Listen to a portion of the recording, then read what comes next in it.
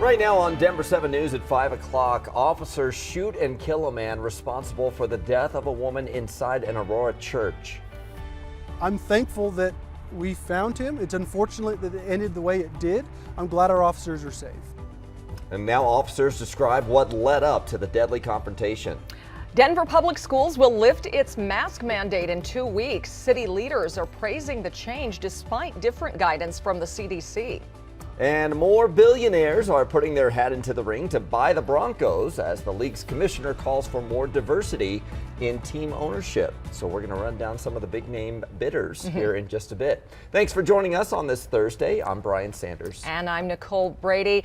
Lisa, it's going to be even warmer today than it was yesterday. Still not a record, but looking pretty nice out there. Yeah, a far cry from the record. In fact, the record high today is 80. Could you imagine that in February? But today, yeah, still very nice. We've got a beautiful start to the day. We picked up some light snow in the mountains, had a few flurries roll across the plains. Now skies are starting to clear out, and it's going to be a mostly sunny day and, yeah, warmer than yesterday. Right now, right around freezing. Winds coming in at around 5 to 10 miles per hour. Pretty quiet out there early this morning, and we're going to see a lot of sunshine for the morning drive. At Littleton right now, 29. Firestone, you're just above freezing at 34, and 29 both in Centennial and Parker this morning. Look at our highs, though, anywhere from 55 to about 60 degrees this afternoon. We're going to be in the low 50s by lunchtime. We've got, well, almost patio weather here in early February.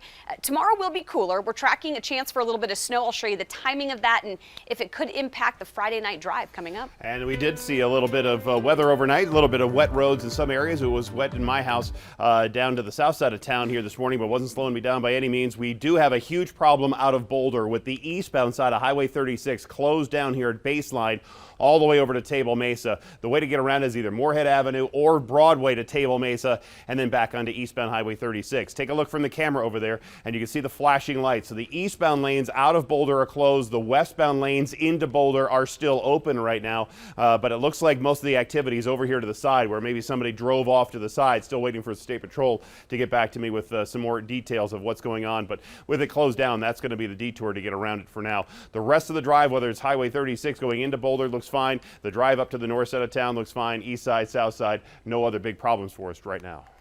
Thank you, Jason. A man wanted for killing 2 people in southeast Douglas County is in custody this morning. The sheriff's office says Casey Duvall was arrested in Salina, Kansas last night. Sources tell Denver 7 News Duvall shot and killed his sister and another person inside a home along Russellville Road near Franktown Tuesday. Investigators did not say what the motive was. Denver Public Schools is dropping its mask requirement. It will end February 25th. Denver's mayor calls the move a viable step with COVID cases falling and the city's vaccination rate above 80% for people over the age of 5. This comes as the White House urges students, teachers, and parents to continue to follow CDC guidelines. The agency currently recommends universal indoor masking by students and staff regardless of vaccination status.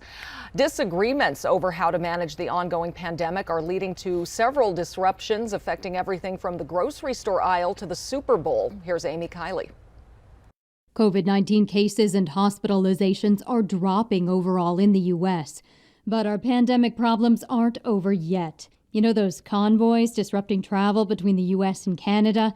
Truckers might be planning one around the Super Bowl. That's according to the Department of Homeland Security. Truckers and other protesters in Ottawa, Canada say they're stopping traffic there to stop vaccination requirements and COVID restrictions. If we don't make any changes now, we're going to lose all freedom. I even made and sold masks at the beginning of this. But you know what? When you keep doing the same thing over and over again, expecting a different result, that's the definition of insanity. The convoys threaten to worsen supply chain issues. Already the pandemic has led to problems with supplies and higher prices. Goldman Sachs predicts grocery bills will remain high all year. Even Super Bowl snacks cost more right now. Meanwhile, states like New York are trying to get back to normal. It is the right decision to lift this mandate for indoor businesses. The CDC is more cautious. We are working on that guidance. Our hospitalizations are still high. Our death rates are still high. We are not there yet. But some experts say we could be on our way. I think we're moving from pandemic to endemic. I think what it's going to boil down to in the end is what level of disease or what level of hospitalization or what level of death we're willing to live with. I'm Amy Kiley reporting. Well, a violent crime spree that stretched nearly a week across 2 metro cities is finally over. The suspect died after a police shooting last night. Denver 7's Colette Bordelon joins us live from where this all ended in Centennial near South Parker Road and Bronco Parkway.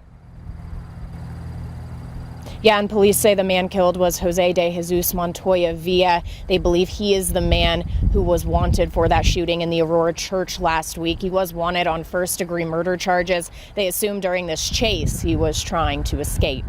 It all started just before 4 yesterday afternoon in Aurora, where police say Montoya Villa started shooting in a parking lot, hitting a 26-year-old man. That man is hospitalized but expected to survive. Police say Montoya Villa then stole a car, crashed it, robbed a liquor store, but we don't know yet if anything was actually taken from there, before stealing another car while pointing a gun at the person who was driving it.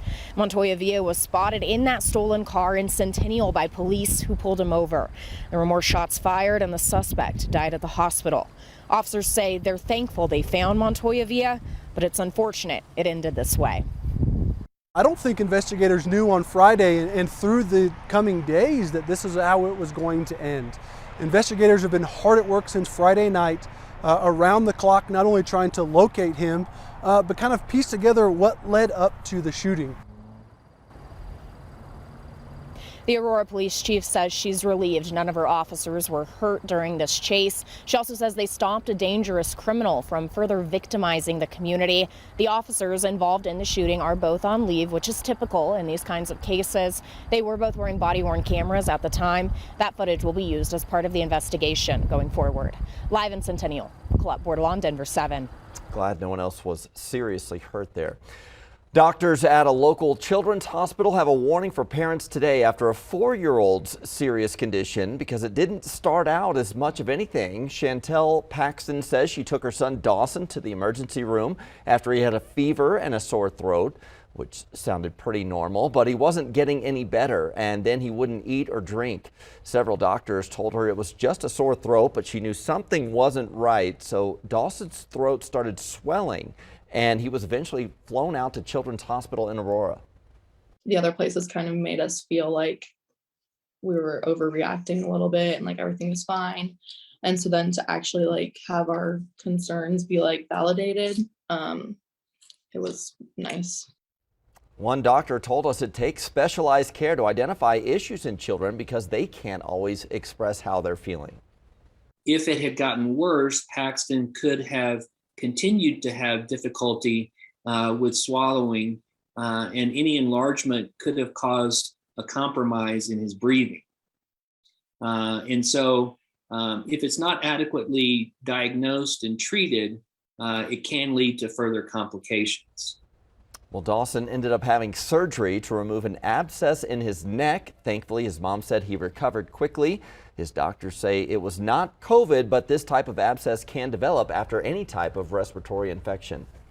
Today, Colorado lawmakers will talk about adjusting who investigates wildfires. Right now, it's just local fire departments and governments, but a proposed bill would require the state to investigate fire causes. A Senate Committee for Agriculture and Natural Resources will debate the bill today. It's still not clear what started the Marshall Fire, but investigators are looking into an abandoned coal mine fire as one possible source. The federal government is giving Colorado nearly $10 million for abandoned coal mine fires. The Department of Interior says the money is part of the government's plan to clean up these sites over the next 15 years. Well, it's drying out again on some of the paths out there, maybe near your house. Things a little muddy as we see a lot of melting in store again today. It's going to be right around 42 degrees by 9 o'clock. A really pleasant dog walking forecast. Highs today in the mid to even upper 50s. We've got a few neighborhoods that are going to hit 60. Warm today, but tomorrow snow moves in. I'll show you how much we're expecting through the evening commute tomorrow coming up. If you hear about a crash down in the Larkspur area south of Castle Rock, it's way over to the side and really not causing any delays here on that southbound side of I-25. The Gap project is pretty much wide open, but we still have a closure of eastbound Highway 36 out of Boulder from Baseline to Table Mesa. I'll have the details and the ways to get around it coming up in just a minute. Colorado's housing experts are just running out of ways to describe how bad our market has gotten. So we're breaking down the record low numbers in January listings.